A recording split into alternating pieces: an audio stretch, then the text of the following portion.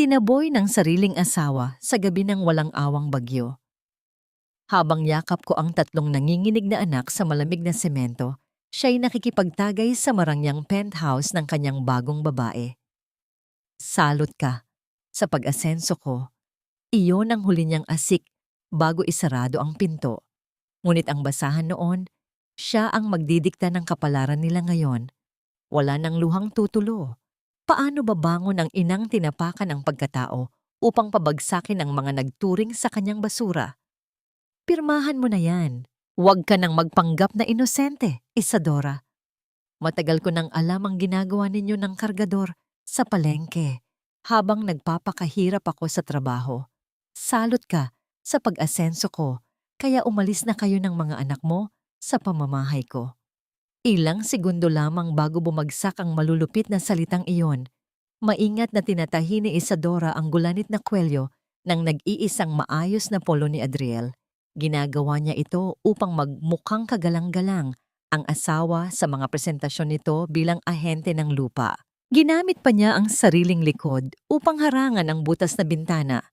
Huwag lamang pasukin ng malamig na hangin ang kanilang maliliit na anak na natutulog sa manipis na banig.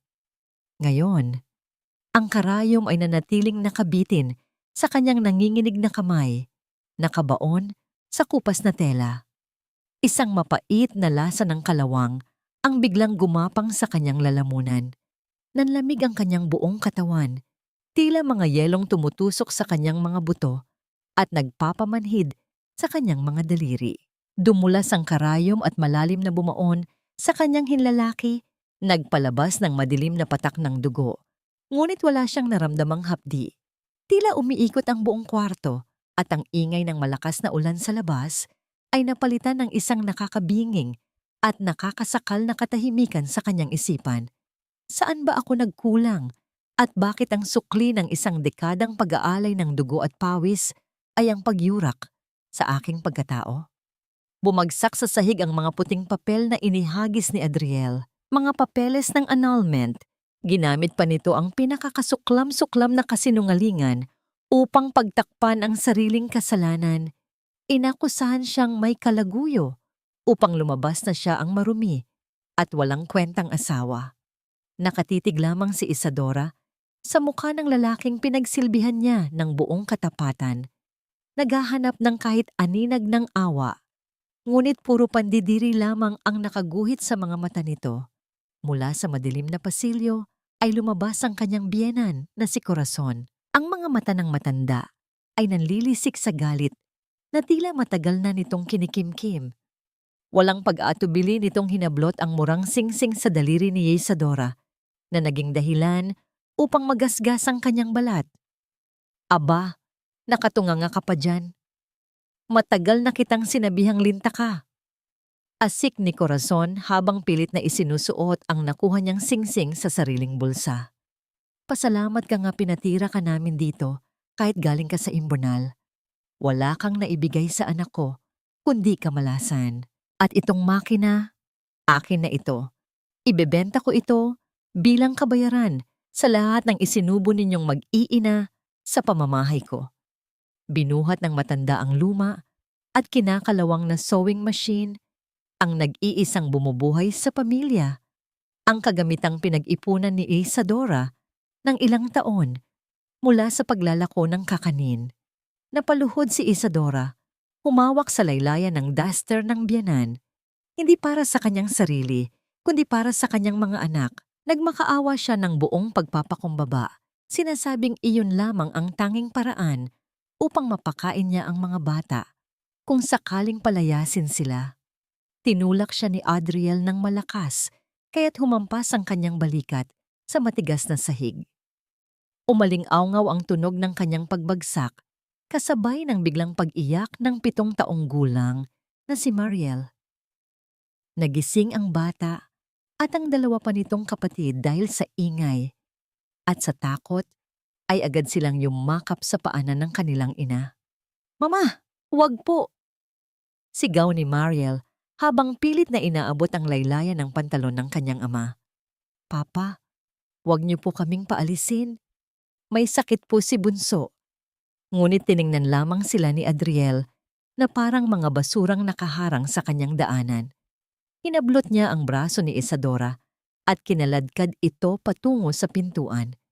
Napilitang sumunod ang mga bata, humahagulgol habang hinihila ang damit ng kanilang ina. Ang iingay ninyo, pati ba naman sa pagpapalayas ko sa inyo, perwisyo pa rin kayo? Sigaw ni Adriel habang binubuksan ang pinto. Sinalubong sila ng malakas na hampas ng hangin at ulan. Walang awang itinulak ni Adriel ang mag-iina palabas sa maputik na semento. Bumagsak si Isadora sa isang plaser ng tubig at agad na nabasa ang kanyang manipis na damit. Nanginginig na gumapang ang tatlong bata palapit sa kanya. Bago pa man makatayo si Isadora, narinig niya ang huling habilin ng kanyang asawa. "Huwag na huwag kayong babalik dito at huwag mong gagamitin ang apelyido ko dahil ikakahiya ng magiging bago kong pamilya na naging asawa kita."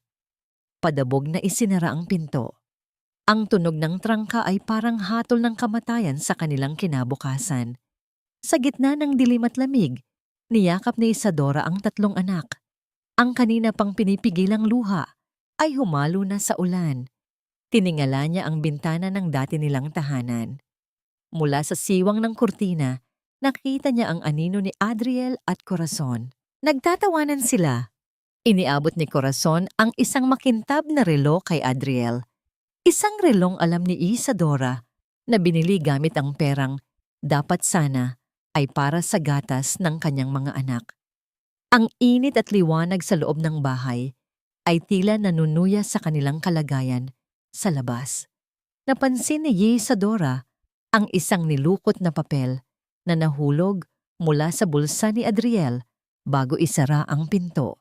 Inanod ito ng tubig ulan sa paanan niya. Kahit madilim, naaninag niya ang gintong logo, Valderrama Group of Companies. Ito ang kumpanyang ipinagmamalaki ni Adriel, ang kumpanyang naging dahilan ng kanyang pagbabago. Hinaplos niya ang noo ni Mariel. Napakainit nito. Inaapoy ng lagnat ang bata. Sinubukan niyang protektahan ang mga anak gamit ang sariling katawan. Ginawang bubong ang kanyang likod habang nakakuyom ang kanyang mga palad sa magaspang na semento hanggang sa dumugo ang kanyang mga kuko. Sinimulan niyang kantahin ang paboritong hele ng mga bata, kahit nagaralgal ang kanyang boses at nanginginig ang kanyang mga labis sa ginaw. "Tahan na! Nandito si nanay! Hindi ko kayo pababayaan." Biglang may humarurot na sasakyan sa kalsada. Ang tubig, baha at putik ay tumalsik ng malakas. Tinatamaan ang nakayukong mag-iina. Ang pag-iyak ni Mariel ay biglang tumigil. Napalitan ito ng isang nakakatakot na katahimikan. Nangilabit si Isadora nang maramdaman niyang bumigat ang katawan ng panganay sa kanyang bisig. Inalog niya ito, ngunit walang tugon. Ang mainit na hininga ng bata ay tila dahan-dahang naglalaho sa malamig na hangin ng gabi. "Mariel? Anak?" Isang sigaw ng desperasyon ang umalingawngaw sa walang lamang kalsada. Ngunit tanging ang dagundong ng kulog at ang walang humpay na ulan lamang ang sumagot sa kanya. Ang amoy ng lansa mula sa ilog ng Navotas ay tila dumidikit na sa balat ni Isadora. Kasing pait ng mga alaala ng gabing itinaboy sila sa kalsada. 3 buwan na ang nakalilipas mula nang mawasak ang kanyang mundo. Ngunit ang bawat hakbang niya sa maputik na eskinita ay may kasama pa ring kirot na tila sariwang sugat. Madilim pa ang langit, ngunit gising na ang kanyang katawan. Maingat niyang binuhat ang bilao ng mainit na puto, ang tanging pag-asa upang hindi matulog, na kumakalamang sikmura ng kanyang 3 anak. Ang bawat paglakad niya ay isang pakikipagtuos sa pagod. Ang kanyang mga tsinelas ay manipis na at halos wala ng proteksyon sa matatalas na bato sa daan. Ngunit sa tuwing mararamdaman niya ang bigat ng bilao sa kanyang ulo, naaalala niya ang mukha ng kanyang mga anak na mahimbing pang natutulog sa loob ng kanilang maliit at tumutulong barong-barong. Pagsapit ng tanghalian, ang mesa nila ay kasing pobre ng kanilang kapaligiran. Isang pirasong tuyo ang nakahain sa gitna, tuyot at maliit. Maingat itong hinati ni Isadora sa 3. Tig-1 piraso para kay Mariel at sa 2 pa nitong kapatid. Para sa kanyang sarili, kinuha niya ang mangkok na puno lamang ng mainit na tubig na hinaluan ng kaunting asin at tira-tirang mantika mula sa pinagprituhan. "Mama, bakit sabaw lang ang kinakain mo?" tanong ni Mariel. Ang kanyang panganay na hanggang ngayon ay maputla pa rin ang mga labi. Pilit na ngumiti si Isadora, kahit na nararamdaman niya ang panghihina ng kanyang sariling tuhod. Hinaplos niya ang buhok ng anak at malumanay na nagsalita. "Busog na si Mama, anak. Nakakain na ako sa palengke habang nagtitinda kanina. Masarap ang sabaw na ito, mainit sa tiyan." Isang malaking kasinungalingan, ngunit iyon ang kailangang marinig ng mga bata. Sa tuwing nakikita niyang mabilis na inuubos ng mga anak ang pagkain, nararamdaman niya ang isang uri ng busog na hindi nanggagaling sa sikmura, kundi sa kanyang pusong nagmamahal. Pinulot niya ang mga mumo ng puto na naiwan sa gilid ng bilao at dahan-dahang isinuot sa bibig ng kanyang bunsong anak na tila isang huling hiyas na kanyang itinatago. Ngunit ang kapayapaang iyon ay panandalian lamang. Pumasok si Mariel sa kanilang bahay na basang-basa ang mga mata. Ang kanyang lumang uniforme na ilang beses na ring tinahian ni Isadora ay may bagong punit sa balikat. "Tinukso po nila ako ulit, Ma," bulong ni Mariel habang pilit na pinipigilan ng hikbi.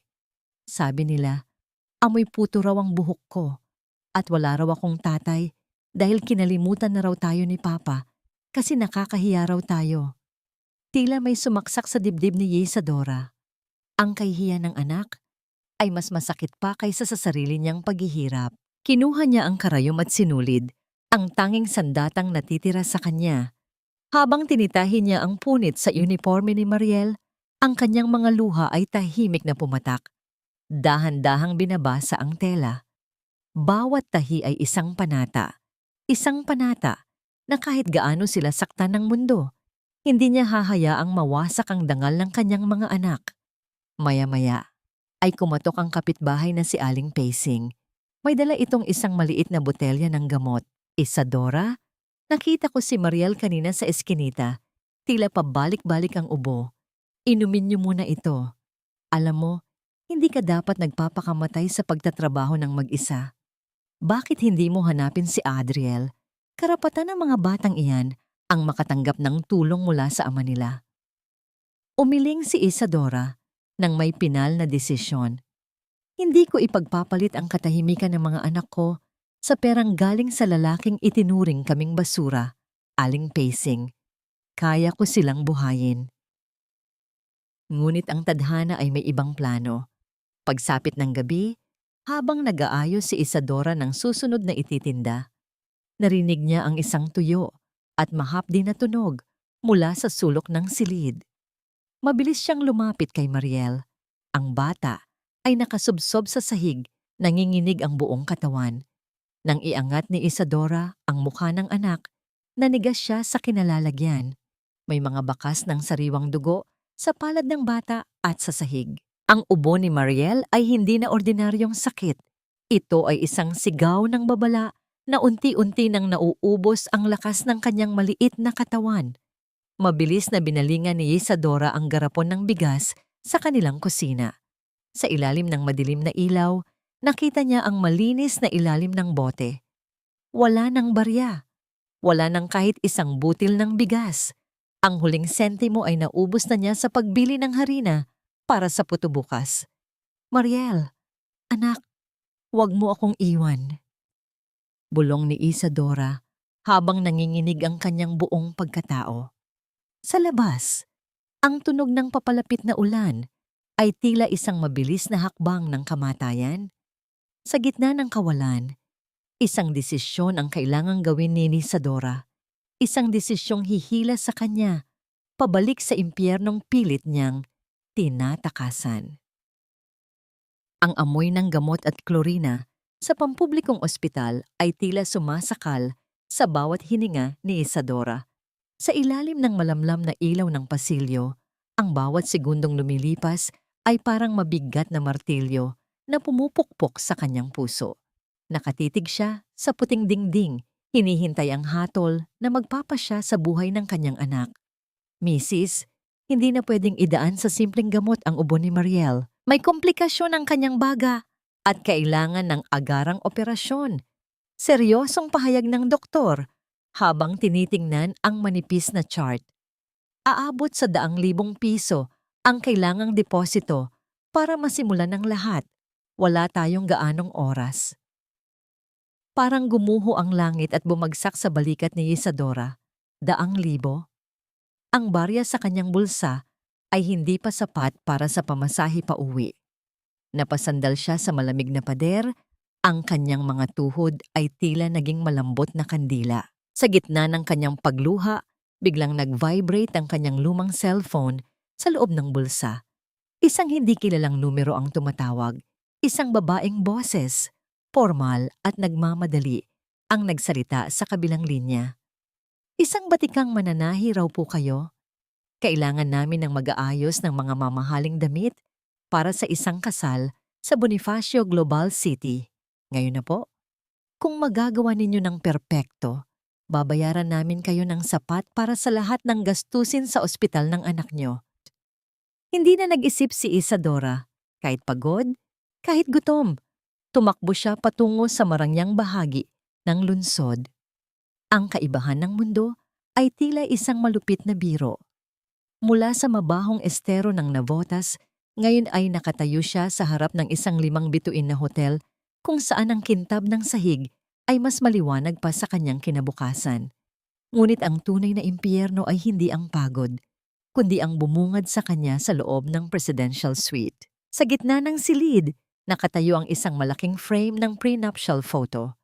Doon, nakangiti ng buong ningning si Adriel, nakasuot ng mamahaling Amerikana, habang yakap ang isang magandang babae na tila reyna sa ginto.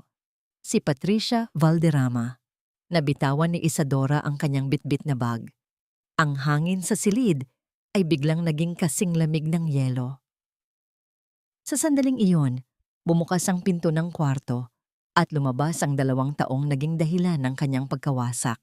Aba, mukhang tama ang pinili ng organizer natin. Nakangising wika ni Adriel. Walang bakas ng gulat sa kanyang mukha. Tila plano niya ang lahat ng ito. Sino pa ba ang mas magaling mag-ayos ng basahan kundi ang reyna ng mga basurera? Naglabas si Adriel ng isang bundle ng pera mula sa kanyang bulsa.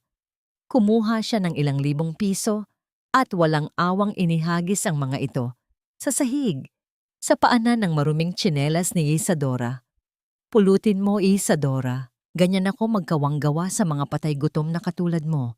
Tutal, kailangan mo yan para sa anak mong nag-aagaw buhay, hindi ba? Hindi pa natatapos ang kahihiyan, lumapit si Corazon. Ang matanda ay nakasuot na ng mamahaling seda, ngunit ang kanyang ugali ay nanatiling kasing pangit ng burak. Gamit ang kanyang sapatos na may mataas na takong, sinipa niya ang sewing kit ni Isadora na nasa sahig. Nagkalat ang mga sinulid at karayom sa mamahaling carpet. "Huwag kang tumayo ng ganyan na parang biktima," sigaw ni Corazon. "Lumuhod ka. Ayusin mo ang laylayan ng mga damit na yan. Siguraduhin mong hindi madudumihan ng dugong kanal mo ang telang ito."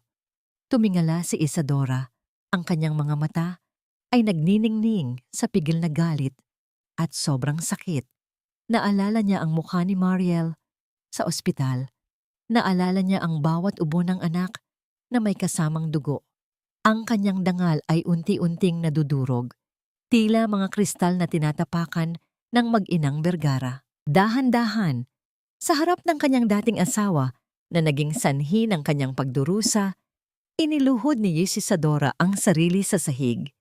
Pinulot niya ang mga barya at papel na pera, habang pilit kinakagat ang kanyang labi hanggang malasahan ang alat nito. Bawat pagyuko ay tila hiwa sa kanyang kalooban, ngunit ang pagmamahal ng isang ina ay mas mabigat kaysa anumang uri ng kahihiyan. Nagsimulang magtahi si Isadora sa paanan ng manikin habang nakaupo sa sahig. Sa kabilang dulo ng silid, sadyang nilakasan ni Adriel ang pagtawa habang kausap ang kanyang bagong nobya Sa telepono, ipinagmamalaki ang kanyang kabutihang loob sa pagtulong sa isang mahirap. Sa sobrang inis ni Corazon dahil sa bilis at galing ni Isadora, sadyang inapakan ng matanda ang kamay ng mananahi habang ito ay abala sa paggawa. Ang matalim na karayom na hawak ni Isadora ay bumaon ng malalim sa kanyang sariling palad. Ay, pasensya na, wika ni Corazon nang may mapait na ngiti. Huwag mong dudumihan ng dugong kanal mo ang carpet ko. Kung hindi, baka bawiin ko ang perang ipambabayad mo sa ospital. Nanatiling nakayuko si Isadora. Ang dugo mula sa kanyang kamay ay dahan-dahang tumutulo sa sahig, ngunit ang apoy sa kanyang mga mata ay nagsimula ng mag-alab. Walang imik na hinugot ni Isadora ang karayom mula sa kanyang palad. Kahit na kumikirot ang sugat at mabilis na namumula ang paligid nito, hindi siya naglabas ng kahit anong tunog. Ang bawat patak ng dugo ay maingat niyang pinunasan ng sariling duster upang hindi mantsahan ang mamahaling tela ng bridesmaid dress. Sa loob ng kanyang dibdib, ang bawat insultong ibinabato ni na Adriel at Corazon ay tila mga hollow blocks na idinadagan sa kanyang pagkatao. Ngunit nanatiling tuwid ang kanyang likod. Ang kanyang mga daliri, bagaman nanginginig, ay patuloy na gumagalaw ng may pambihirang bilis at pulido. Tila may sariling buhay ang bawat tahi. Sa labas ng bahagyang nakaawang na pinto ng suite, nakatayo ang isang lalaking may taglay na awtoridad sa bawat galaw, si Severino Valderrama. Bilang tiyuhin ng nobya at pangunahing investor ng proyekto, sanay na siya sa mundong puno ng kapangyarihan, ngunit ang nasaksihan niya sa loob ng silid na yon ay bago sa kanyang paningin. Narinig niya ang bawat malupit na salitang binitawan ni Corazon, ang bawat tawa ni Adriel na tila nanggagaling sa kailaliman ng isang madilim na balon.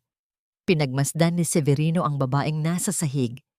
Kahit nakaluhod sa harap ng mga taong humahamak sa kanya, may isang uri ng dignidad sa mga mata ni Isadora na hindi kayang bilhin ng kahit anong yaman ng mga Valderrama. Nakita niya ang husay ng mga kamay nito, ang paraan kung paano nito binubuhay ang matay na tela sa pamamagitan lamang ng sinulid at karayom. Isang malalim na paghanga na may halong matinding awa ang dahan-dahang gumapang sa dibdib ng bilyonaryo. Make sure na perfect ang bawat tahi niyan, Isadora, asik ni Adriel, habang inaayos ang kanyang mamahaling kurbata sa harap ng salamin. Ayokong mapahiya sa pamilya ni Patricia dahil lang sa kapabayaan ng isang mananahi mula sa Navotas. Isipin mo na lang, ang bawat sentimong ibabayad ko sa iyo ay dugong magliligtas sa anak mo. Be grateful. Hindi sumagot si Isadora. Ipinagpatuloy lang niya ang kanyang gawa.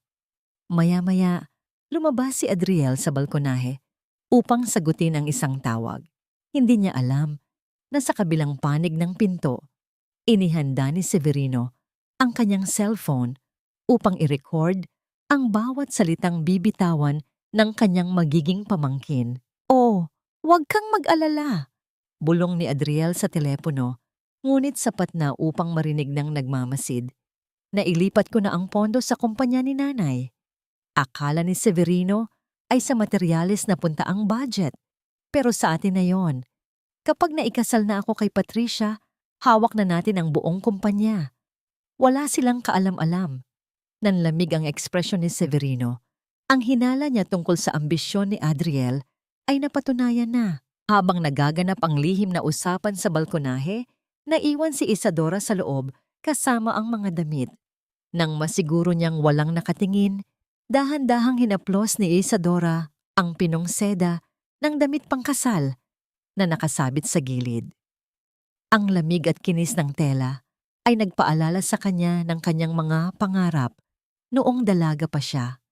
Noong naniniwala pa siya na ang kanyang talino sa pagtatahi ay magdadala sa kanya sa rurok ng tagumpay, hindi sa paanan ng lalaking nagnakaw ng kanyang buhay. Panandali ang pumikit si Isadora. Dinarama ang bawat hibla ng tela at isang maliit, pait na ngiti ang sumilay sa kanyang mga labi. "Hoy! Anong ginagawa mo?" Bulyaw ni Corazon, nakakarating lang mula sa banyo. Huwag mong hahawakan yan. Baka mahawa ng malas ang kasal ng anak ko dahil sa marumi mong kamay. Mabilis na binawi ni Isadora ang kanyang kamay at muling yumuko. Ngunit sa labas, dahil sa matinding galit na nararamdaman ni Severino sa narinig, bahagya niyang nasagi ang isang malaking flower vase sa gilid ng pinto. Ang tunog ng pag-ugong ng vase sa sahig ay sapat na upang mabasag ang katahimikan ng suite. Biglang tumahimik si Adriel sa balkonahe. Mabilis siyang pumasok sa loob at lumingon sa direksyon ng pinto nang may pandidilat ng mga mata.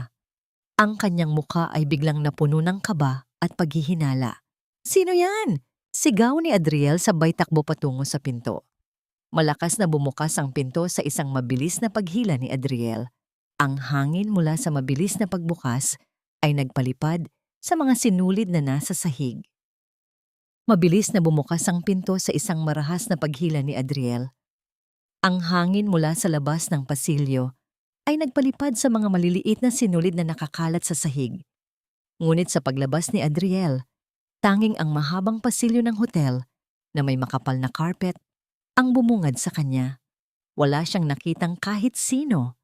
Nakaawang ang pinto ng isang storage room sa gilid. At ang pag-ugoy nito ay tila gawa lamang ng aircon.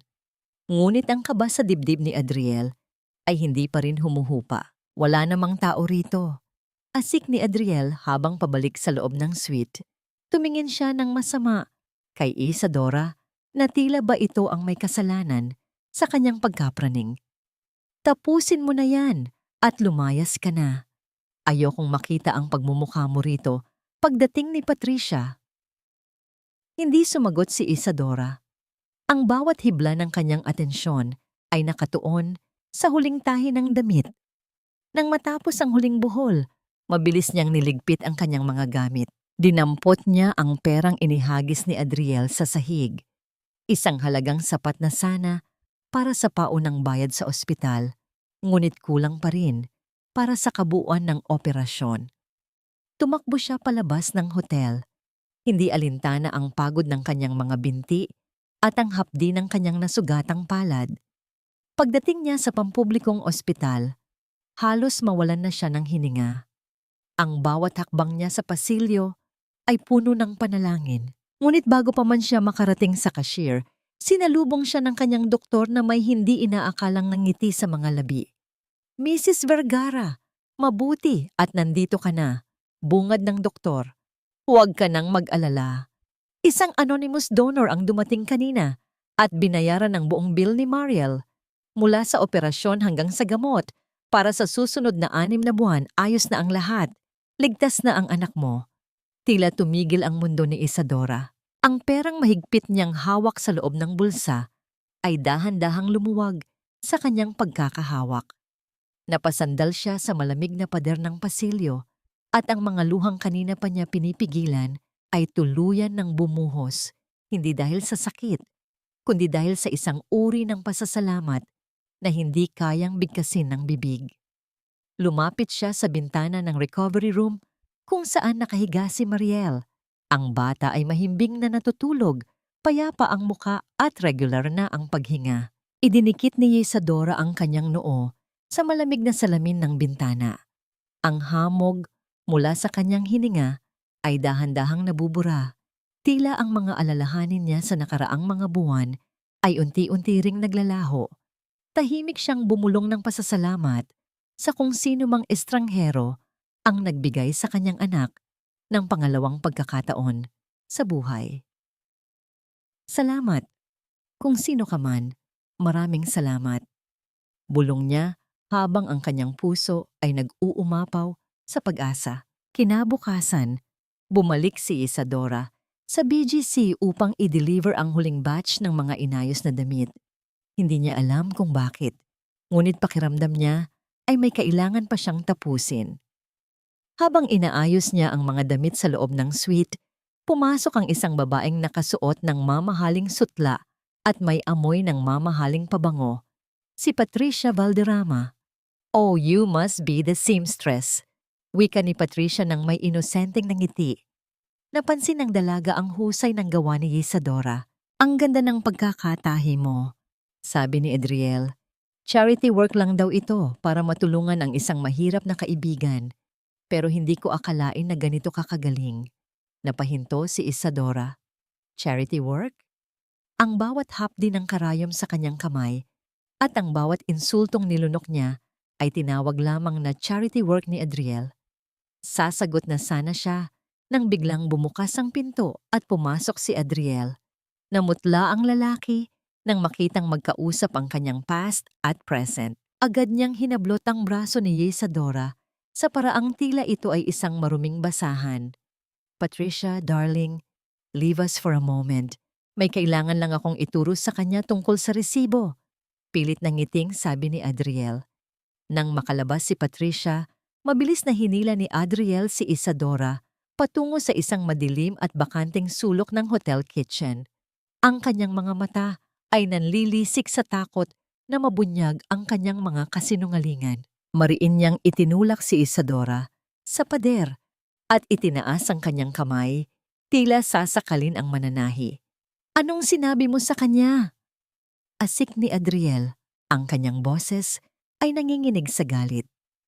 Huwag mong isipin na dahil tinulungan kita sa ospital ay may karapatan ka ng manghimasok sa buhay ko.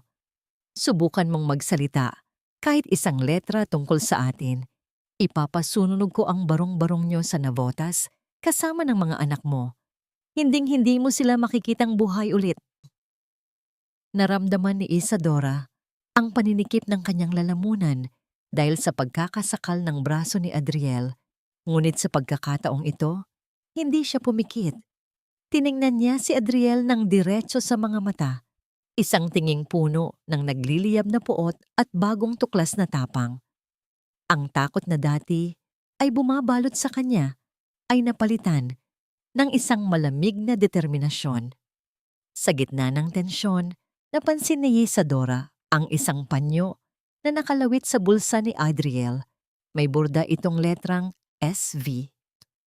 Sa kanto, ang parehong inisyal na nakita niya sa panyong naiwan sa upuan sa labas ng operating room ng ospital kagabi.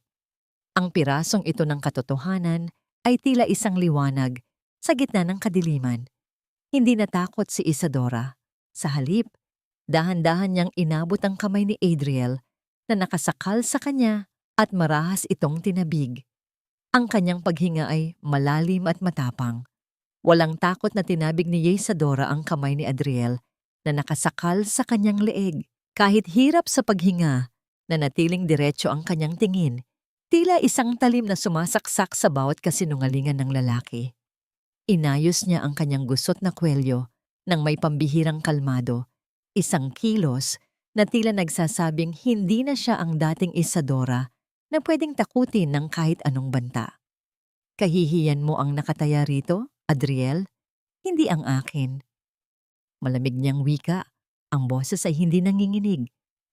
Huwag mo akong subukan. Kung mamatay man kami sa sunog na sinasabi mo, titiyakin kong kasama kang matutupok sa impyerno ng sarili mong mga sikreto. Alam nating dalawa na hindi ikaw ang nagbayad sa ospital. Huwag kang magnakaw ng kabutihang hindi mo kayang gawin. Namutla si Adriel. Hindi niya inaasahan ang ganitong klaseng pagbabalik loob mula sa asawang dati. Ay luha lamang ang tanging sagot sa kanyang mga pasakit. Bago pa man siya makasagot, mabilis nang tumalikod si Isadora at naglakad palayo. Ang tunog ng kanyang mga hakbang ay matatag sa ibabaw ng makintab na sahig ng hotel. Paglabas niya sa madilim na pasilyo ng kusina, hindi sinasadyang nabangga ni Isadora ang isang lalaking kakalabas lamang mula sa elevator. Dahil sa bilis ng kanyang paglalakad, nalaglag ang maliit na spool ng pulang sinulid mula sa kanyang bulsa. Agad na yumuko ang lalaki upang pulutin ito. Ito ba ang hinahanap mo? Ang boses ay baritono, malalim, at may kalmadong awtoridad. Pag-angat ng tingin ni Isadora, bumungad sa kanya ang mukha ni Severino Valderrama. Sa pagkakataong ito, hindi na lang siya isang anino sa pinto. Inabot ni Severino ang sinulid kasama ang isang malinis at plansadong panyo na may bordang SV sa kanto. Ang kaparehong panyo na nakita ni Isadora sa ospital. Napatigil ang tibok ng puso ni Isadora. Ang mga mata ng lalaki ay hindi mapanghusga. Sa halip, meron itong lalim ng pag-unawa na tila nakikita ang lahat ng bigat na dinadala niya. Hindi nagpakilala si Severino bilang bilyonaryong may-ari ng hotel. Nanatili siyang nakatayo sa harap ni Isadora, ang kanyang presensya ay tila isang matibay na pader na nagbibigay ng proteksyon. Bakit mo hinahayaang tapakan ka ng mga taong walang kwenta? Gayong ang mga kamay mo ay kayang lumikha ng mga bagay na higit pa sa halaga nila? Malumanay na tanong ni Severino. Mapait nang ngumiti si Isadora, isang ngiting humahalo sa pagod ng kanyang mga mata. Dahil ang isang ina, kayang lunukin ang buong impyerno para sa kanyang mga anak, Mr. Valderrama. Ang pagtitiis ko ay hindi kahinaan, kundi ang tanging kalasag na meron ako para sa kanila. Tumagos ang mga salitang yon sa puso ni Severino. Sa mundong kinalakihan niya na puno ng pagkukunwari, ang katapatan ni Isadora ay parang isang malamig na tubig sa gitna ng disyerto. Napansin ni Severino ang sugat sa kamay ni Isadora, ang bakas ng karayom na ibinaon ni Corazon nung isang araw. Nang walang sabi-sabi, dahan-dahang hinawakan ni Severino ang pulso ni Isadora. Bahagyang napaurong ang babae, hindi sanay sa ugnayan ng ibang tao. Ngunit ang hawak ni Severino ay maingat at puno ng respeto. Kumuha ang lalaki ng isang maliit na band-aid mula sa kanyang bulsa at maingat na idinikit ito sa sugat ni Isadora. Nararamdaman ni Isadora ang init ng mga daliri ni Severino sa kanyang balat. Sa sandaling iyon, ang ingay ng paligid ay tila naglaho. May isang uri ng kuryente, isang kilig na hindi niya naramdaman kahit kailan kay Adriel, isang pakiramdam ng pagiging ligtas at pinahahalagahan. Salamat, bulong ni Isadora. Ang kanyang boses ay bahagyang pumyok. Huwag kang magpasalamat sa maliit na bagay. Sagot ni Severino, ang kanyang tingin ay nananatiling nakapako sa mga mata ni Isadora. Ang kailangan mo ay hindi lang gamot sa sugat, kundi ang lakas na tumayo ng mag-isa. Nagpaalam si Severino at naglakad patungo sa kanyang pribadong opisina sa taas ng hotel. Ngunit pagpasok niya sa silid, ang kanyang ekspresyon ay biglang nagbago. Inabot ng kanyang sekretarya ang isang pulang folder na may tatak na confidential. Sir, ito na ang dokumentong hinihingi ninyo tungkol sa mga huling transaksyon ni Adriel Vergara. Ulat ng sekretarya. Binuklat ni Severino ang folder.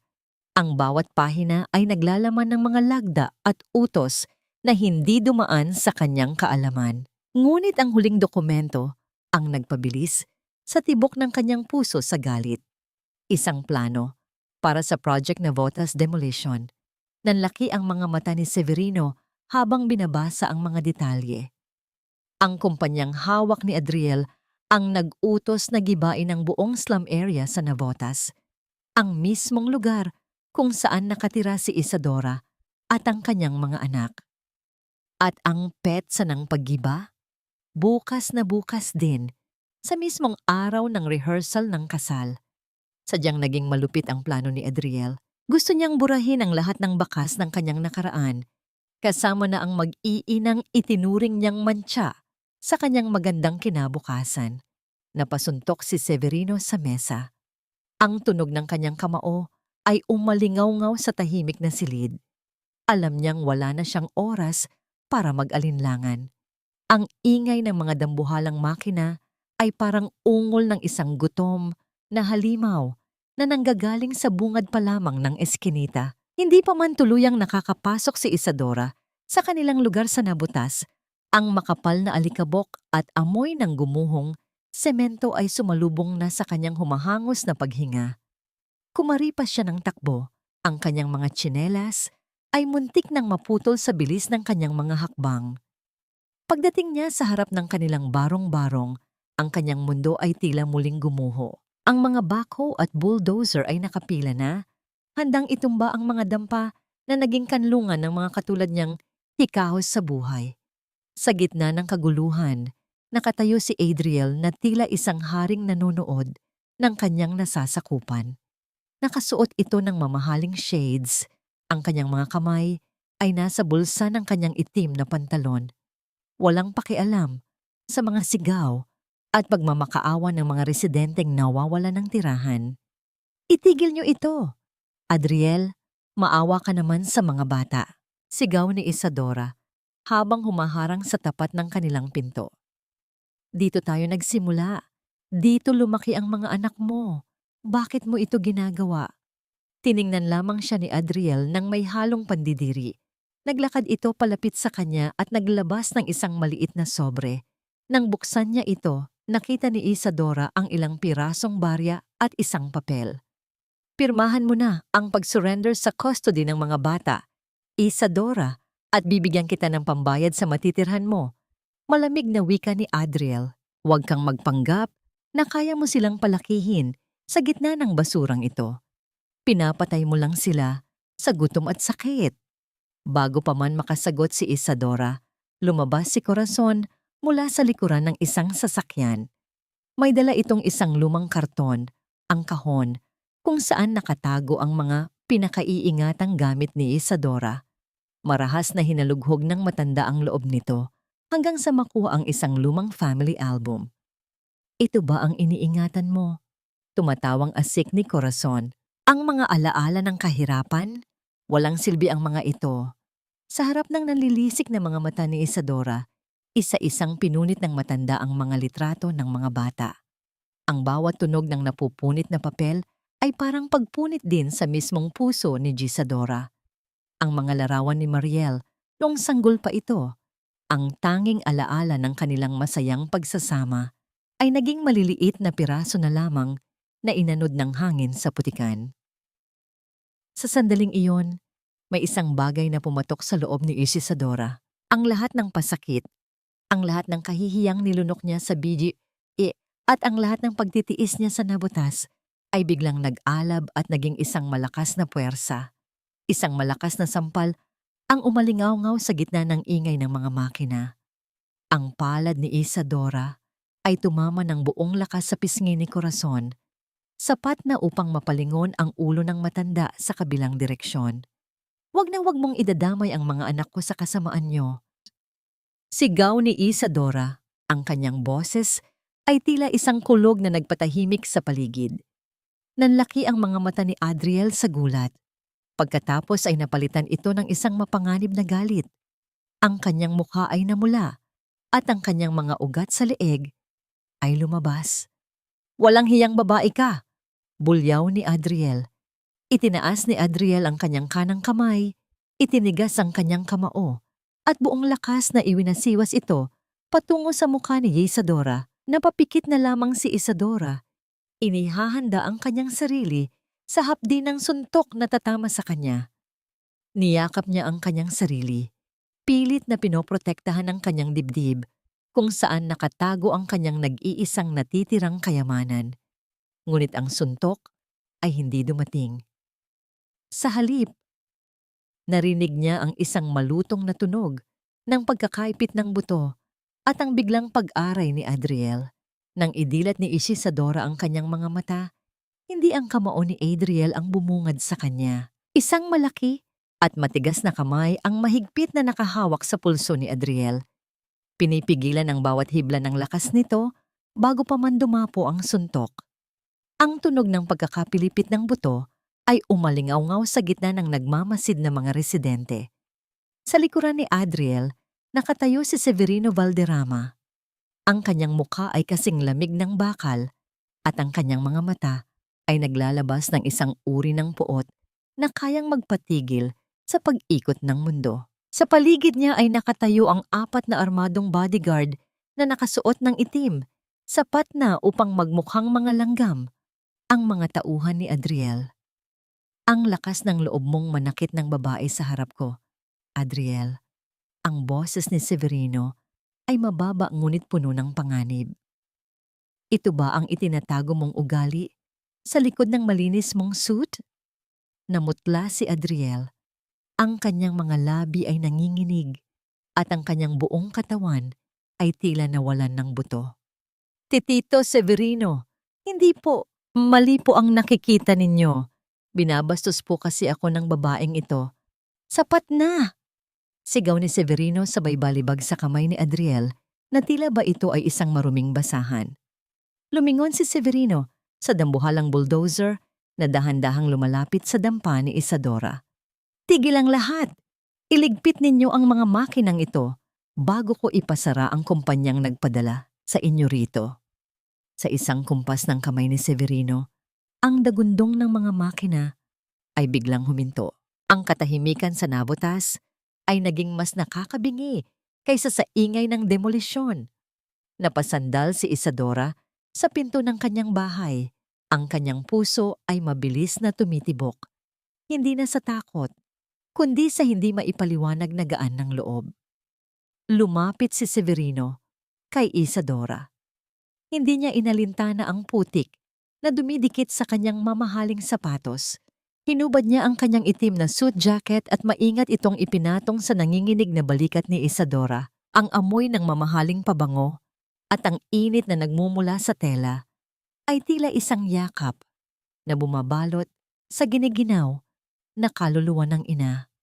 Ang pananahimik mo ay hindi pampatigil sa mga halimaw, Isadora. Bulong ni Severino, ang kanyang mga mata ay nakatitig ng malalim sa mga mata ng babae. Hayaan mong tulungan kita. Hindi mo kailangang mag-isa sa labang ito. Napayuko si Isadora, ang kanyang mga luha ay muling pumatak. Ngunit sa pagkakataong ito, wala itong halong pait. Nakita ni Adriel ang eksenang iyon. Ang kanyang muka ay nag-apoy sa selos at kahihiyan. Hinila niya si Corazon na kanina pa nakahawak sa kanyang namumulang pisngi at mabilis na sumakay sa kanilang sasakyan. Ngunit bago tuluyang umalis, nag-text si Adriel sa kanyang mga tauhan na nakatago sa dilim. Isang mensaheng puno ng lason. Kailangan nating pabilisin. Masyadong nakikialam ang matanda. Sirain ninyo ang lahat ng mahalaga sa kanya. Habang ang mga residente ay nagsisimulang magpasalamat kay Severino, lumuhod ang bilyonaryo sa putikan. Walang pag-aalinlangan niyang pinulot isa-isa ang mga napunit na litrato ni Mariel at ng iba pang mga anak ni Isadora. Pinunasan niya ang putik sa mga piraso ng papel bago ito inabot ng buong ingat kay Isadora. Mahalaga ang mga ito, wika ni Severino nang may banayad na ngiti. Ang mga alaala ang nagbibigay sa atin ng dahilan para lumaban.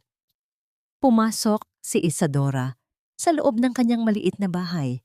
Bit-bit ang muling nabuong pag-asa. Ngunit pagbukas niya ng pinto, isang panibagong biyak sa kanyang puso ang bumungad sa kanya. Ang kanyang luma at kinakalawang na sewing machine, ang tanging kagamitang nagbibigay sa kanya ng dangal at pagkain para sa mga bata, ay nakahandusay sa sahig. Sinadya itong pukpukin ng martilyo ng mga tauhan ni Adriel bago dumating si Severino. Ang bakal na bahagi nito ay baluktot, ang karayom ay bali-bali, at ang motor nito ay tuluyan ng nasira. Napaluhod si Isadora sa harap ng kanyang sirang makina. Ang tanging paraan niya para mabuhay bukas ay kasing durog na ng kanyang pangarap. Mama, hindi na po ba tayo makakapagtahi? Tanong ni Mariel mula sa likuran. Ang boses ay puno ng lungkot habang hinahaplos ang sirang gulong ng makina.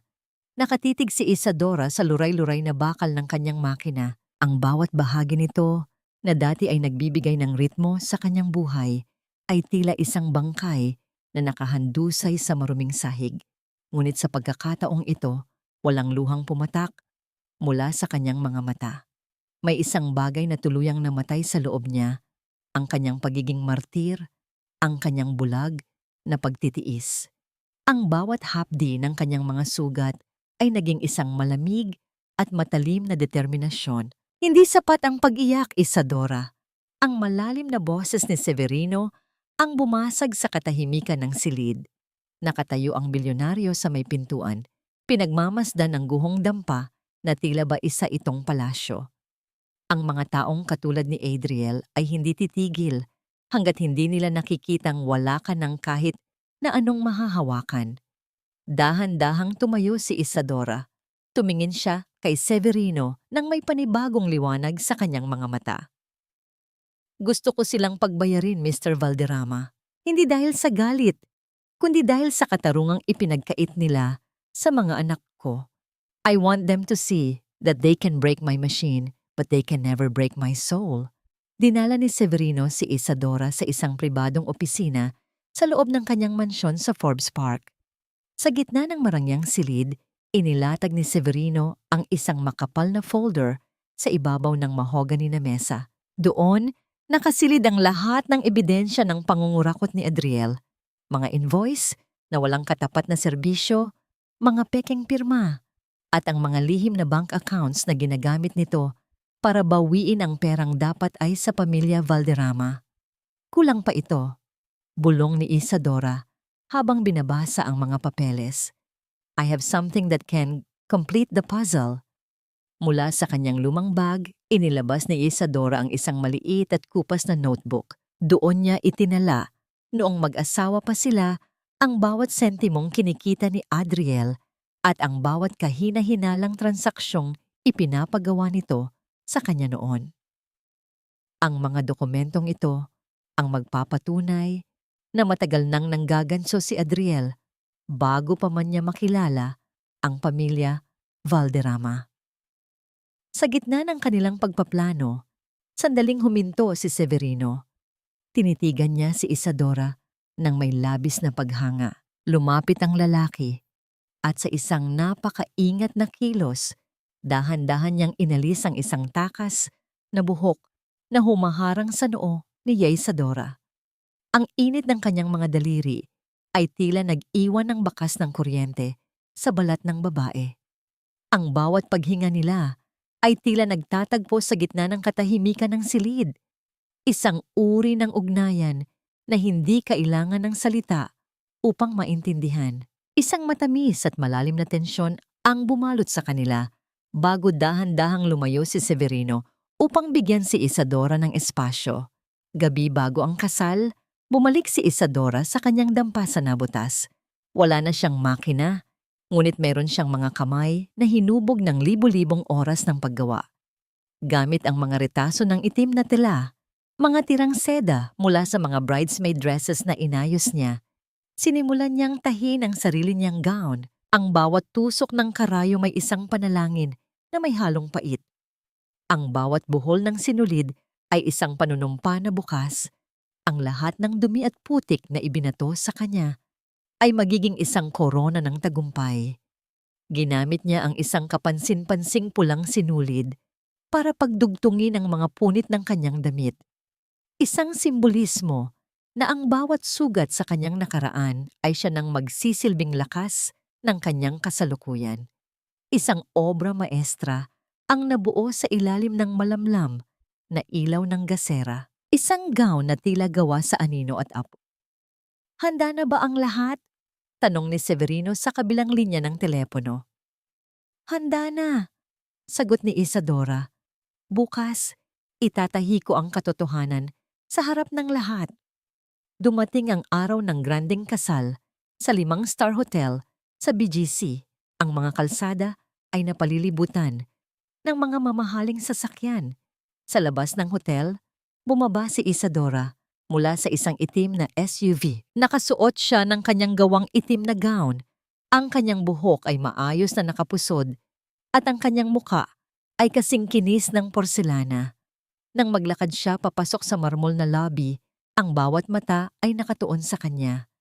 Ang kanyang tindig ay kasing tigas ng narra at ang kanyang tingin ay hindi kumukurap. Nakita siya ni Adriel mula sa malayo habang inaayos nito ang kanyang kurbata para sa seremonya. Namutla ang lalaki. Ang kanyang mga mata ay nanlaki sa takot at pagkabigla. Agad niyang tinawag ang mga security guard habang nanginginig ang kanyang boses. Security! Harangin niyo ang babaeng yan! Ikaladkad niyo siya palabas! Walang karapatan ng isang basurerang pumasok dito. Sigaw ni Adriel. Ang kanyang mukha ay nagpapalit-palit ng kulay mula sa puti patungong pula sa sobrang panik. Lumapit ang tatlong malalaking sekyu kay Isadora. Ang kanilang mga kamay ay handa ng humawak sa braso ng babae. Ngunit nanatiling nakatayo si Isadora sa gitna ng lobby. Isang matapang na ngiti ang sumilay sa kanyang mga labi habang dahan-dahang lumalapit ang mga tauhan ng Hotel and Tambay.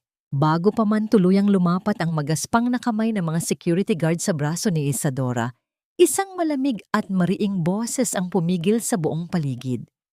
Ang tunog ng mga hakbang sa marmol na sahig ay tila isang babala na hindi dapat baliwalain.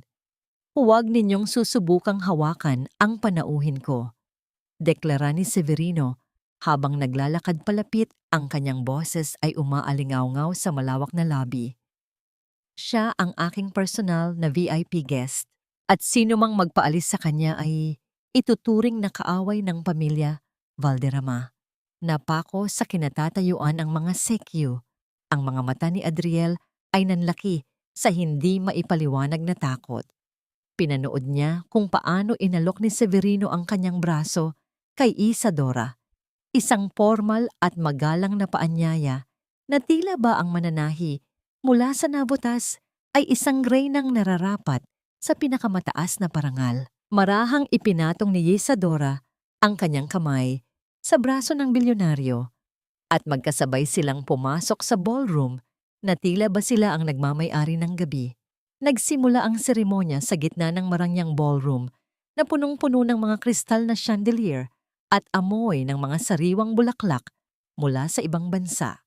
Sa bawat sulok, makikita ang mga elitistang nakasuot ng alahas na mas mahal pa sa buhay ng isang karaniwang tao. Umakyat si Adriel sa bura na stage, hawak ang mikropono at nagsimula ng isang talumpati na punong-puno ng kaplastikan. Sa totoo lang, hindi naging madali ang marating ang puntong ito, wika ni Adriel. Ang kanyang boses ay tila garalgal sa pekeng emosyon. Maraming humadlang, maraming nanira. May isang babae sa nakaraan ko na ninakawan ako ng pangarap, na niloko ako, at pilit akong hinila pababa sa putikan. Ngunit dahil sa pagmamahal ni Patricia, muli akong nabuhay. Sa isang madilim na sulok, mariing nakakuyom ang mga palad ni Isadora sa ilalim ng mesa. Nararamdaman niya ang matinding pait sa bawat salitang binitawan ng lalaking dati niyang minahal. Ngunit nanatiling blangko ang kanyang mukha, kasing tigas ng nara ang kanyang ekspresyon. Ramdam niya ang marahang pagpisil ni Severino sa kanyang balikat, isang tahimik na paalala na ang gabi ay hindi pa tapos. "Ready?" bulong ni Severino. Tumango si Isadora. Biglang naputol ang malambing na musika at ang video presentation ng mga litrato ni na Adriel at Patricia. Ang screen na kanina ay nagpapakita ng kanilang love story ay biglang nag-iba. Lumitaw ang mga malilinaw na dokumento, mga pekeng bank statements, mga ghost contracts na may pirma ni Adriel, at ang pinakamasakit sa lahat, ang voice recording kung saan maririnig ang boses ni Adriel na umaamin kung paano niya ninanakawan ang pamilya Valderrama para sa sarili niyang bulsa. Ang bulong ng mga bisita ay naging parang mga bubuyog na nagkakagulo. Tumayo si Patricia. Ang kanyang mukha ay kasing puti ng kanyang wedding gown sa sobrang gulat at galit. Nagwala ang dalaga, habang si Corazon ay halos mahimatay sa kanyang kinauupuan. "Hayop ka, Isadora! Ikaw ang gumawa nito! Inilagay mo ang mga pekeng dokumentong yan!"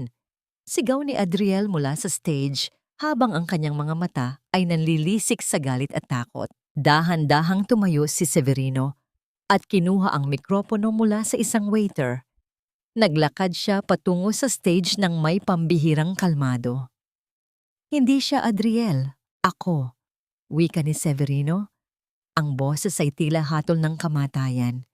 At ang lahat ng ebidensyang iyan ay totoo at naberipika na ng mga awtoridad. Mula sa sandaling ito, ang lahat ng pondo at proyektong idinikit mo sa pangalan ko ay kanselado. You are finished. Sa takot na bumalik sa kahirapan at mawala ang marangyang buhay, biglang tumayo si Corazon at lumapit sa kanyang anak.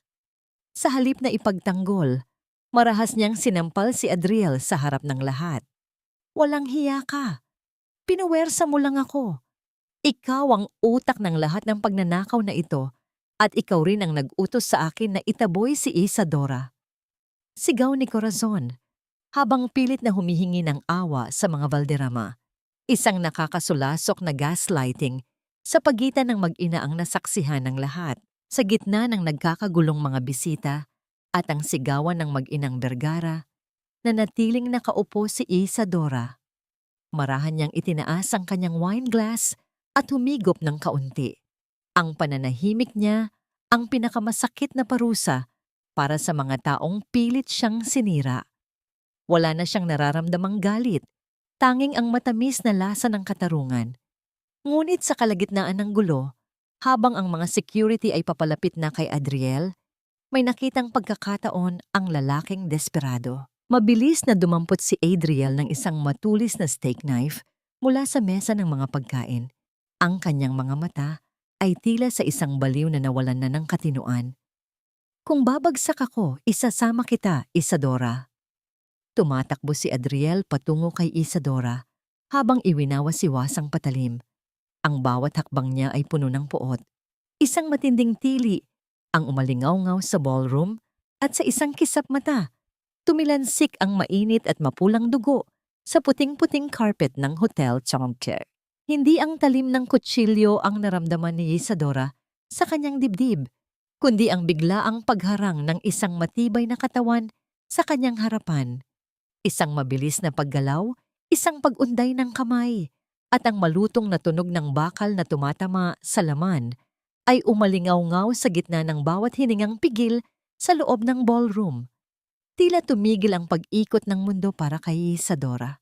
Nang idilat niya ang kanyang mga mata, bumungad sa kanya ang likod ni Severino. Ang bilyonaryo ay hindi kumilos. Hindi man lang dumaing, kahit na ang matulis na steak knife ni Adriel ay nakabaon na ngayon sa kanyang sariling palad. Sinalo ni Severino ang patalim gamit ang kanyang kamay na walang pasubaling pumulupot sa talim nito upang hindi ito umabot sa puso ni Isadora. Ang mapulang dugo ay dahan-dahang gumapang mula sa palad ni Severino, pumatak sa sahig, at bumuo ng isang madilim na mantsa sa puting carpet, tila mga talulot ng pulang rosas na nalaglag sa gitna ng malinis na niebe. Sa Severino! Ang tanging naisigaw ni Isadora, ang kanyang boses ay puno ng panginginig at takot. Sa isang kisap mata, dinaluhong ng mga armadong bodyguard si Adriel.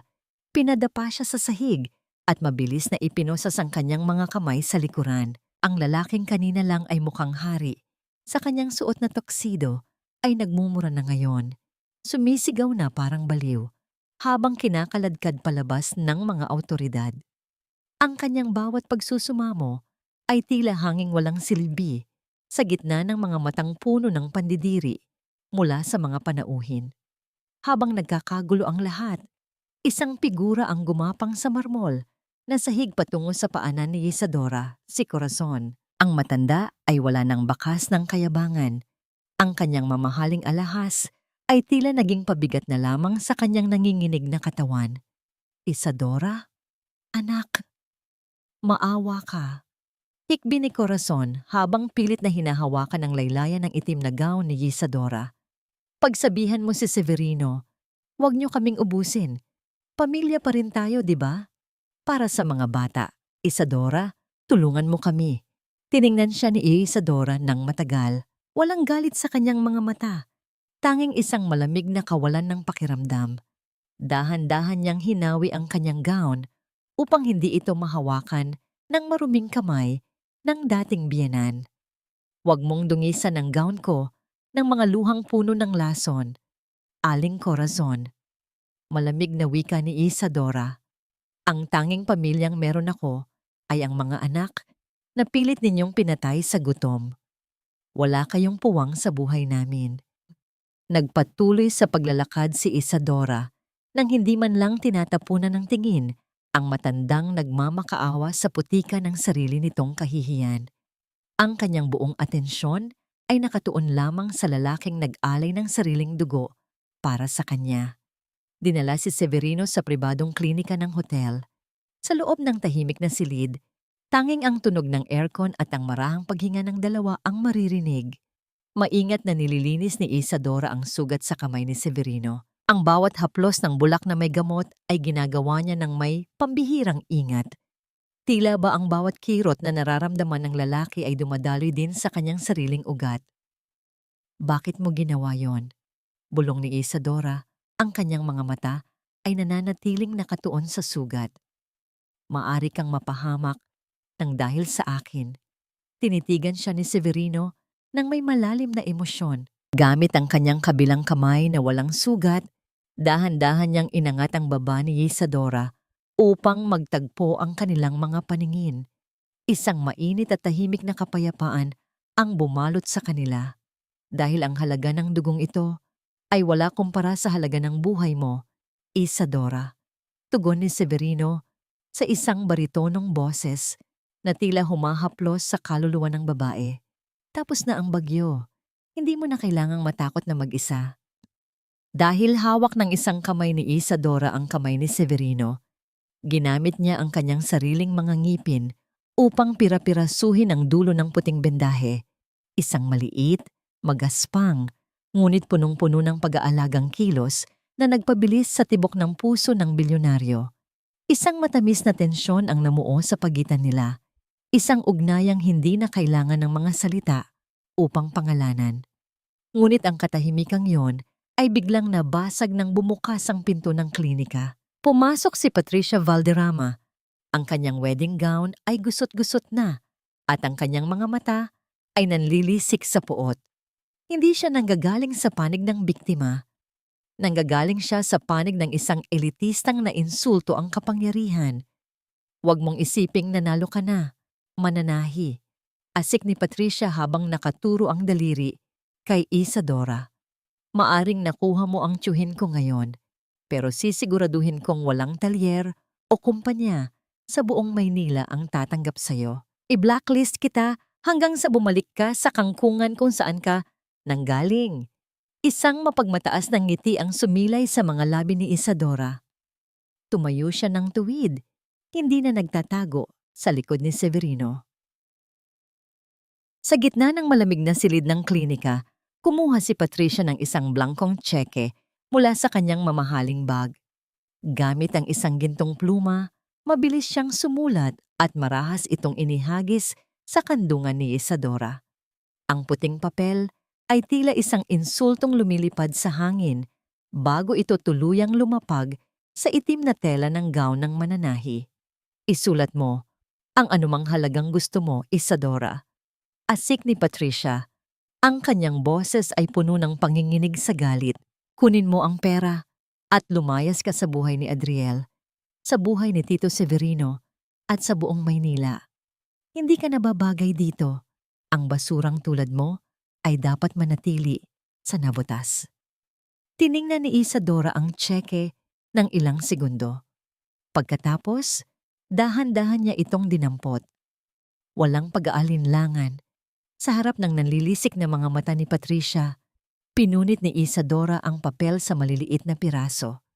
Ang tunog ng pagkapunit ng tseke ay tila musika ng kalayaan sa kanyang mga pandinig. Ang dangal ko ay hindi nabibili ng tseke mo, Patricia. Malamig at matapang na wika ni Isadora. At lalong wala akong inaagaw sa'yo. Ang lahat ng dumi na meron ka ngayon ay galing sa lalaking pinili mong pakasalan. Kung gusto mong maghanap ng basurera, tumingin ka sa salamin dahil ikaw ang pilit na kumakapit sa isang basurang tulad ni Adriel. Naniga si Patricia sa kanyang kinatatayuan. Bago pa man siya makasagot, isang sulyap mula kay Severino ang nagpatahimik sa kanya. Isang tinging nagsasabing wala na siyang puwang para sa anumang eksena. Nang makaalis si Patricia, lumingon si Severino kay Isadora. May isang bakanting gusali ako sa gitna ng Makati. Malaki ang espasyo nito, kompleto ang mga gamit. Gusto kong ibigay iyon sa iyo bilang panimula. Isang pabrika para sa iyong mga disenyo. Umiling si Isadora ng may banayad ng ngiti. Salamat, Severino. Pero hindi ko matatanggap ang isang bagay na hindi ko pinagtrabahuhan. Ayokong magsimula sa utang na loob na hindi ko kayang bayaran. Nagulat si Severino, ngunit mas lalong lumalim ang paghanga sa kanyang mga mata. Kung gayon, maging magkapareha tayo sa negosyo. Ako ang puhunan, ikaw ang talino. Gagawa tayo ng isang formal na kontrata. Tatanggapin ko ang 30% ng kumpanya mo kapalit ng suporta ko. Walang hinging pabor, puro negosyo lamang. Sa pagkakataong ito, tumango si Isadora. Iyan ang kasunduang kaya kong panindigan. 6 na buwan ang mabilis na lumipas. Ang amoy ng mga bagong tela at ang init ng mga ilaw sa loob ng talyer ay naging bagong hininga ni Isadora. Sa tapat ng isang malinis at modernong gusali, nakasulat sa gintong mga letra ang pangalang Isadora Creations. Hindi na ito isang maliit na dampasan na butas. Ito na ang sentro ng mga pinakamagagandang corporate uniforms at gown sa buong syudad. Isang araw, habang pauwi si Isadora, dumaan siya sa lumang eskinita ng Navotas. Doon, nakita niya ang isang matandang babae na may maruming duster, nakaupo sa tabi ng isang tumpok ng basura habang nakikipag-usap sa hangin. Si Corazon. Mula nang makulong si Adriel at mawala ang lahat ng kanilang ari-arian, tuluyan nang nawala sa sariling katinoan ng matanda. Wala na siyang maalala, maging ang sariling pangalan. Dahan-dahang lumapit si Isadora at nag-iwan ng isang sako ng bigas at ilang dilata sa tapat ng barong-barong na tinitirhan ng dating biyenan. Walang yakap, walang luha, at walang pagpapatawad na sapilitan. Ginawa niya ito bilang isang simpleng tungkulin ng tao sa kapwa-tao. Pagkatapos ay tumalikod siya nang hindi lumilingon. Tuluyan ng pinuputol ang huling hibla ng pait sa kanyang puso. Pagsapit ng dapit-hapon, bumalik si Isadora sa kanyang talyer. Ang sikat ng araw ay tumatagos sa malalaking bintana. Nagbibigay ng gintong kulay sa bawat disenyo niya. Biglang bumukas ang pinto at pumasok si Severino. Hindi siya nakasuot ng kanyang karaniwang Amerikana. Simple lamang ang kanyang polo at may bitbit siyang isang malaking kahon. Para sa pinakamagaling na mananahi sa buong mundo, nakangiting wika ni Severino. Binuksan niya ang kahon at bumungad ang pinakabagong modelo ng sewing machine. Isang makinang kumikinang sa ilalim ng araw. Kasama nito ang isang supot ng mainit pang puto. Tito Seve! Sigaw ng 3 anak ni Isadora, nakakarating lang mula sa paaralan.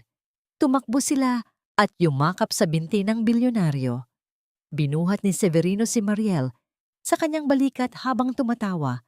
Isang eksenang punong-puno ng pagmamahal at kapanatagan.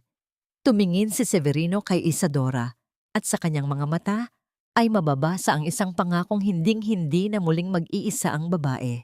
Lumapit si Severino at maingat na hinawakan ng kamay ni Isadora. Ang mga daliri nila ay nagkadaop palad sa gitna ng katahimikan ng talyer. Ngunit sa gitna ng kanilang kaligayahan, may isang kumatok sa pinto ng opisina. Isang lalaking nakasuot ng uniforme ng koreo ang nag-abot ng isang puting sobre. Walang pangalan ng nagpadala, tanging ang tatak ng selyo mula sa maximum security prison. Nang buksan ni Isadora ang sulat, ang unang salitang bumungad sa kanya ay sulat kamay ni Adriel. Patawad, alam kong wala akong karapatan, pero pwede ko ba silang makita kahit isang beses na lang? Isang malalim na pagbuntong hininga ang pinakawalan ni Isadora habang nakatitig sa mga salitang puno ng pagsisisi. Ang sikat ng araw sa labas ng maximum security prison ay tila walang pakialam sa bigat ng mga rehas na nakapaligid dito. Sa loob ng silid-pulungan, nakaupo si Isadora sa harap ng isang makapal na salamin. Sa kabilang panig, dumating ang isang lalaking halos hindi na niya makilala. Si Adriel ay payat na, ang kanyang buhok ay may mga puti na, at ang kanyang mga mata ay wala ng bakas ng dating kayabangan. Nang makita ni Adriel si Isadora, agad itong napayuko at humagulgol ng walang tunog. Ang kanyang mga balikat ay nanginginig sa bawat hikbi ng pagsisisi. Patawad, Isadora. Bulong ni Adriel, ang kanyang boses ay garalgal na nanggagaling sa speaker ng telepono. Nabulag ako ng kinang ng pera na hindi naman sa akin. Ninakawan ko kayo ng buhay. Patawad kung maaari pa. Tiningnan siya ni Isadora nang may pambihirang kalmado. Wala nang galit na kumukulo sa kanyang dibdib. Wala na ring pait na nanunuot sa kanyang lalamunan. Ang tanging nararamdaman niya ay isang malalim na kapayapaan. Napatawad na kita, Adriel. Malumanay na sagot ni Isadora. Hindi dahil sa karapat-dapat ka, kundi dahil ayokong dalhin ang bigat ng galit sa puso ko habang pinalalaki ko ang mga anak natin. Napatawad na kita para makalaya ako. Ang mga bata, pwede ko ba silang makita? Pagsusumamo ni Adriel, hindi pa muna ngayon. Tugon ni Isadora nang may matatag na hangganan. Hahayaan ko silang magpasiya kapag nasa tamang edad na sila. Sa ngayon, hayaan mo silang lumaking masaya nang walang anino ng nakaraan. Tumayo si Isadora at naglakad palabas. Iniwan ang lalaking naging bahagi ng kanyang kahapon, ngunit wala nang puwang sa kanyang bukas. Sa bawat hakbang niya palayo sa bilangguan, tila may mga tanikalang unti-unting napuputol sa kanyang mga paa. Pagbalik sa Isadora Creations, bumungad sa kanya ang pamilyar at nakakaaliw na tunog ng mga makina. Isang ritmong tila awit ng tagumpay. Ang amoy ng sariwang kape at bagong tabas na tela ay sumalubong sa kanyang pagdating. Nakita niya ang kanyang mga empleyado, mga kababaihan din mula sa Nabotas, na binigyan niya ng pagkakataong magkaroon ng sariling hanap buhay. Sa gitna ng talyer, nakatayo ang isang puting bestida sa manikin. Hindi ito para sa isang mayamang kliyente. Ito ay isang simpleng trahe de boda na itinatahi ni Isadora para sa sarili niya. Ang bawat disenyo nito ay sumisimbolo sa kanyang muling pagkabuhay. Isang mainit na hininga ang naramdaman ni Isadora sa kanyang balikat. Hindi na niya kailangang lumingon upang malaman kung sino ito. Ang pamilyar na amoy ng sandalwood at ang bigat ng isang mapagkalingang kamay sa kanyang baywang ay sapat na. Niyakap ni Severino si Isadora mula sa likuran. Ipinatong ang kanyang baba sa balikat ng babae habang kapwa nila pinagmamasdan ang kumikinang na hinaharap sa loob ng talyer.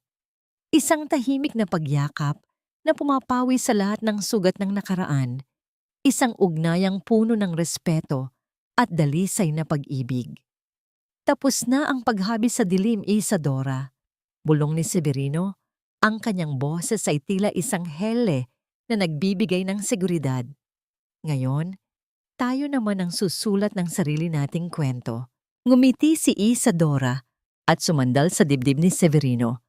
Tumingin siya sa salamin at nakita ang kanyang sariling refleksyon. Hindi na siya ang basahang tinapakan sa putikan. Siya na ang reynang may suot na korona. Isang koronang hindi gawa sa ginto, kundi sa dangal, sa tapang, at sa wagas na pagmamahal ng isang ina. Nahanap na ni Isadora ang kanyang langit sa gitna ng lupa. Ang kanyang puso ay payapa na, ang kanyang mga anak ay ligtas na, at ang kanyang pagkatao ay buo na muli. Sa bawat tahi ng kanyang buhay, wala nang putol na sinulid dahil ang bawat dulo ay matibay ng nakabuhol sa isang bukas na puno ng pag-asa.